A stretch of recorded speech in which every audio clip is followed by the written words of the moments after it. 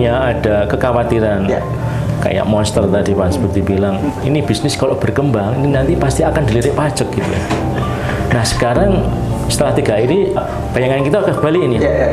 Semakin kita berkembang, kita yang akan semakin melirik pajak gitu kan ya. Artinya tidak ada lagi ketakutan, tidak ada kekhawatiran karena kita sudah paham betul. Kita menerimanya tuh sangat mudah, langsung oh ya ini langsung bisa. Yang PPh 23 untuk sewa dan sebagainya langsung. Tadinya waktu sebelum belajar, aduh PPh ya takutnya nggak hafal gimana. Ternyata ini langsung sama ketika dikasih tahu ya, langsung oh ya langsung kita insya Allah yang belum pernah belajar pun kita insya Allah langsung bisa aplikasikan. Dan sepertinya beliau ini paham betul dengan murid-muridnya yang usianya jelita ini gitu kan ya, menjelang 50 atau mungkin yang sudah di atas 50 gitu ya.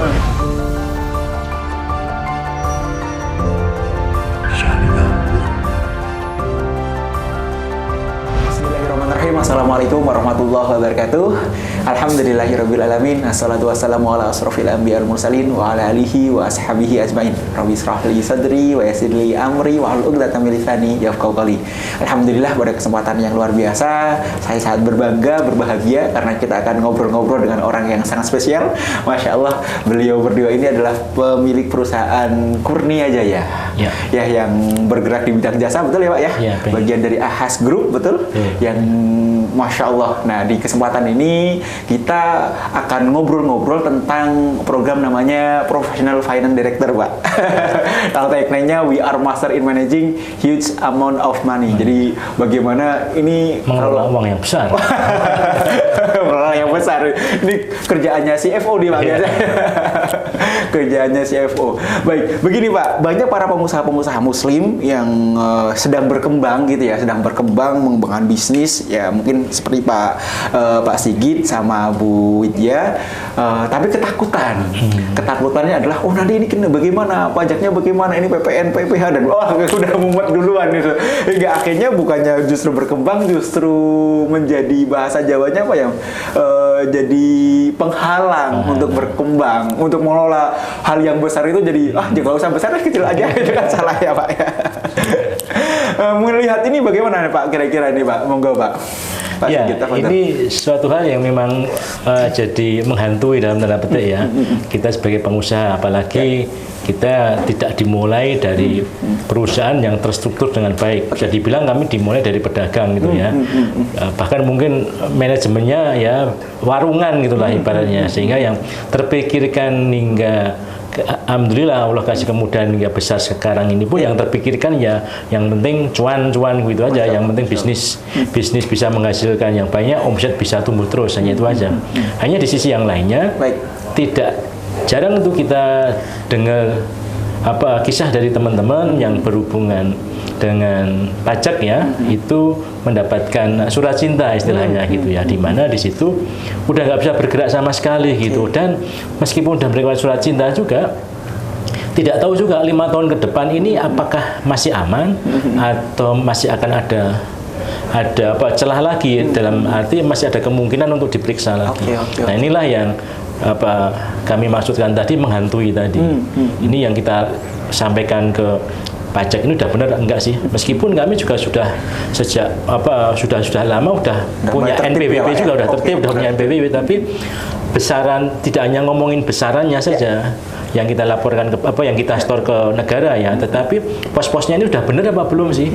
Itu yang sampai kemarin 3 hari yang lalu itu sangat menghantui. Alhamdulillah di sore hari ini kita tinggal ilmunya sudah dapat semua, gimana cara hard amount of money ini gitu ya, sehingga tetap kita akan lakukan karena sebagai warga negara kita akan lakukan kewajiban-kewajiban kita di pajak, tetapi dengan aturan-aturan yang kita sudah ketahui tanpa keluar dari norma pajak, tapi juga kita bisa terus ibaratnya itu terus menggas atau terus meningkatkan bisnis kita tanpa dihantui. Wah, nggak usah lah, nanti kalau besar-besar nanti dilirik pajak ini. Udah kecil aja lah, yang penting ada, yang penting jalan gitu. Ini kan bertentangan atau tidak sejalan mungkin ya dengan semangat MMC beberapa bulan terakhir ini ya, di mana kita dipaksa dalam tanda petik untuk terus tumbuh gitu ya. Itu mungkin kira-kira Mas Budi. Sekarang sudah tidak jadi persoalan lagi Pak ya. Tinggal kita action aja terus gitu kan ya. Bagaimana Bu Widya? Kira-kira sudah legakah atau apa nih Bu perasaannya setelah mengikuti kegiatan professional director ini Bu kira-kira? Perasaan tentunya sangat bersyukur sekali mengikuti pembelajaran ini, karena walaupun basic kita ekonomi. Oh, gitu Bu. Ini sudah paham dong Bu. merasa laporan laba rugi kita udah benar dan sebagainya. Ternyata ya, dari 3 pekan ini kita mendapat 3 hari ini kita mendapatkan, yaitu ya akuntansi adalah language of business. Karena di dalamnya ada informasi tentang data, kemudian alat ukur, bagaimana mengukur perusahaan kita itu sehat atau tidak, itu penting sekali. Selama ini kita merasa baik-baik saja, ternyata alat ukur banyak sekali, rasio alat ukur rasio itu ada 5 itu ya. Kemudian juga bagaimana kita membuat laporan keuangan yang benar, dan yang penting bagaimana kita pajak gitu. Jadi selama ini laporan rugi laba kita banyak sekali yang miss Mas, ternyata belum dimasukkan.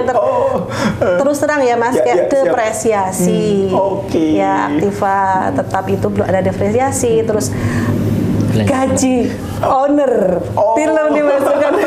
Ternyata itu bisa, dan nanti teman-teman wajib deh, pokoknya ini sesuatu banget yang luar biasa, yang insya Allah pulang dari sini kita langsung menata yang sudah masih miss tadi, insya Allah semakin tumbuh.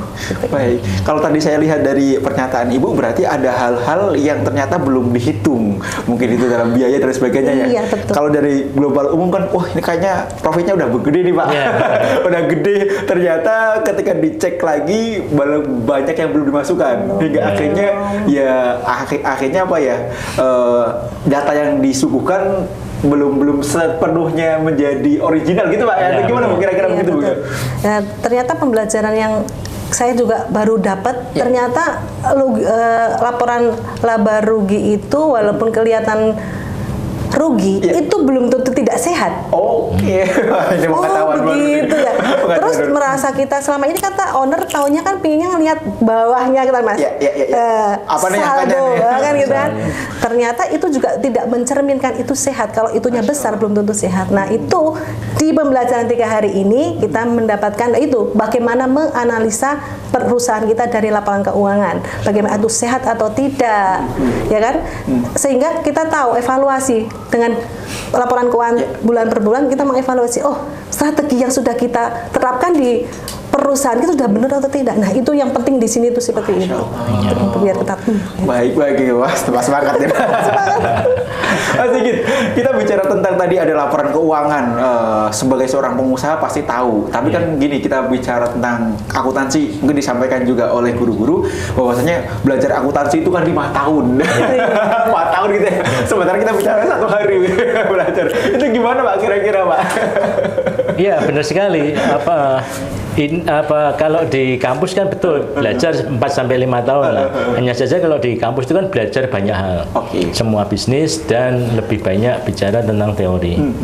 Hanya saja di 3 hari ini itu esensi-esensi di yang kami pelajari di kampus dulu, yang benar-benar applicable, itu benar-benar kita dapat di sini gitu. Bahkan pembicaranya itu ternyata bukan hanya orang akademisi, tetapi juga orang praktisi.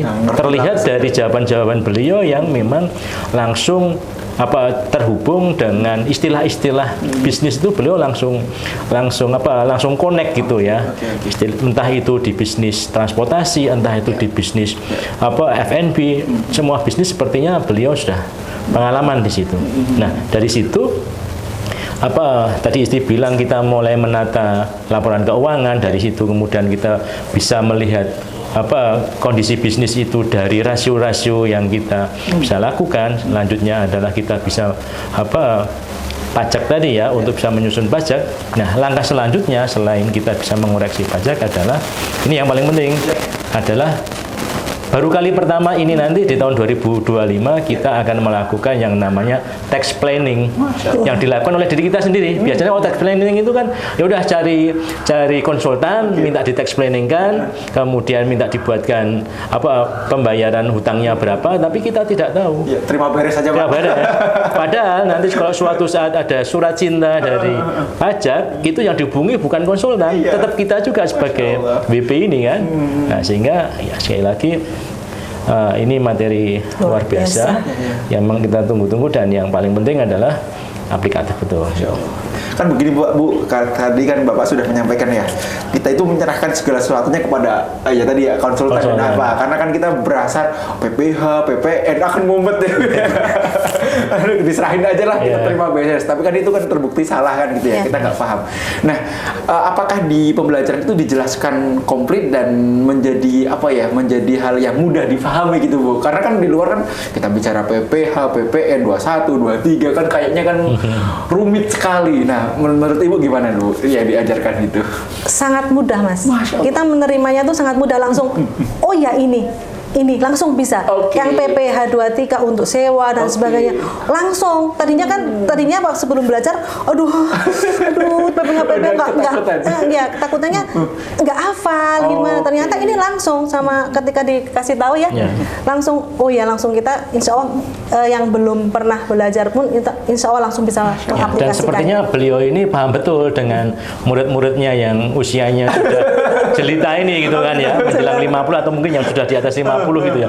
Jadi beliau sangat sabar menjelaskan dari hal-hal yang sangat sederhana, sangat awal gitu ya, dan tidak menjelaskan ke istilah-istilah, tapi sudah langsung ke ini maksudnya apa sih, ini larinya kemana gitu. Sehingga kadang-kadang sudah dijelaskan pun masih ada yang tanya di detik kedua juga. Beliau sangat sabar untuk menjelaskan sekali lagi, dan itu beliau sangat antusias untuk menjelaskan hingga tuntas gitu. Masya Allah. Dan insya Allah kita sebagai pengusaha muslim kita tertib Pak ya, karena kan hari pertama itu kita belajar tentang akuntansi, betul ya? Ya betul. Karena hari kedua kita belajar tentang rasio, betul ya? Betul. Kita bisa membandingkan apakah perusahaan sehat atau tidak. Barangkali ada juga investor akan, itu kan kita bisa baca ya Pak, biar nggak sembarangan juga. Dan hari ketiga tax planning. Nah, tax planning ini bisa dilakukan kalau memang ternyata pembukuan itu harus benar dulu ya.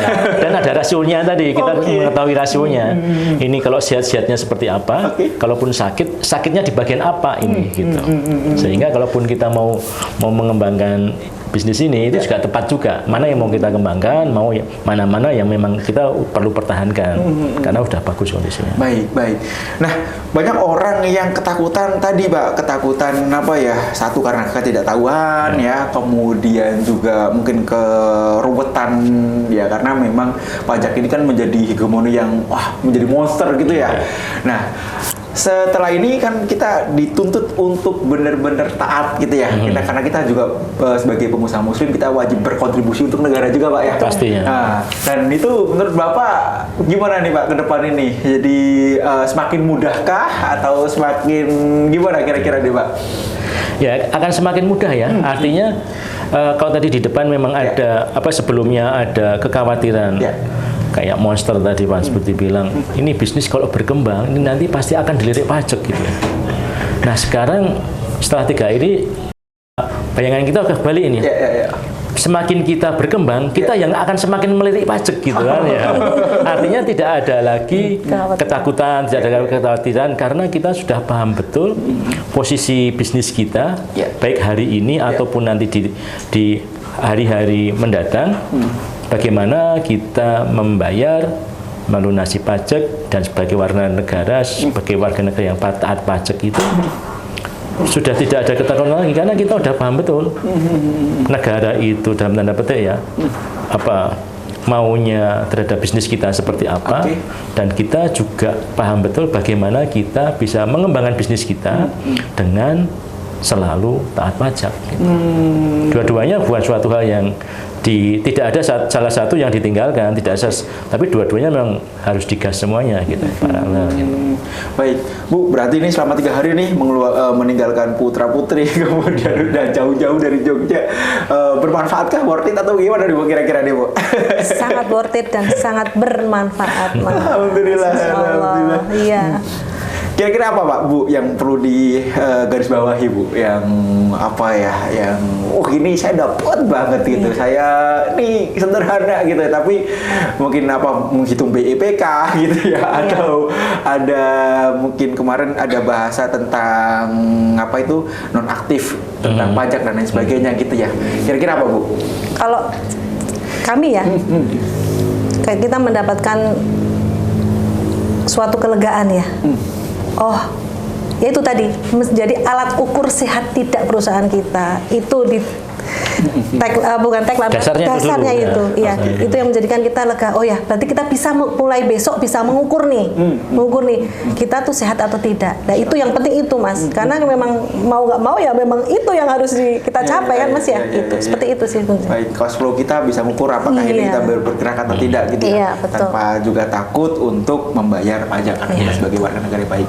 Baik, Pak Sigit, terima kasih banyak nih atas waktunya. Bu Widya, terima kasih atas waktunya. Saya doakan semoga perusahaan semakin berkembang, semakin menjadi berkontribusi untuk negara, agama ya tentu saja, dan warga sekitar kita. Semoga yang sedikit ini bisa memberikan pencerahan pada teman-teman di luar sana nih, Bu, yang khususnya juga ketakutan, atau mungkin ada saran-saran nih bagi pengusaha-pengusaha rekan atau apa yang juga punya problem yang sama agar bisa lega juga nih seperti Bu Widya dan Pak Sigit.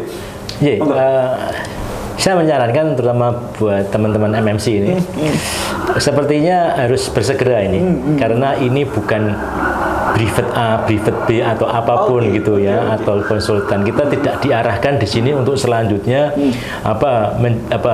berhubungan terus dengan konsultan, apalagi konsultan pajak atau mungkin AR pajak, bukan itu.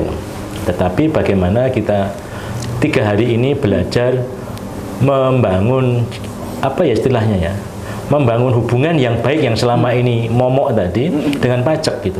Dan kita sebagai pemeran utamanya di bisnis ini, kita sebagai pemeran utamanya, di pajak pun juga sebagai pemeran utamanya. Kalau kemarin kita sebagai pemeran utama di masalah utang-utang kita, nah bagi teman-teman yang sudah ataupun yang sedang berproses menyelesaikan hutangnya, nah ada peran di level selanjutnya lagi ini teman-teman, yaitu menjadi pemeran utama dalam bisnis kita dan dalam berkontribusi kepada negara melalui pajak. Masya Allah. Ibu ada tambahan?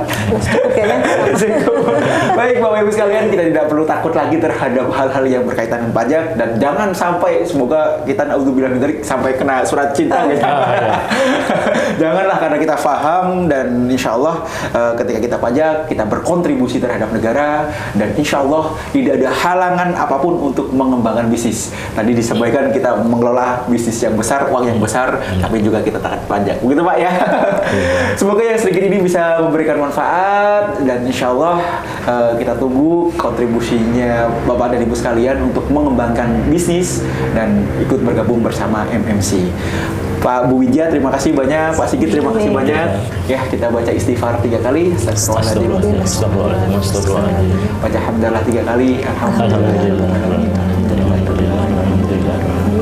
Baca doa kafaratul majlis. Subhanallah. Walal muwaffiq ila aqwamit thoriq. Assalamualaikum warahmatullahi wabarakatuh. Waalaikumsalam.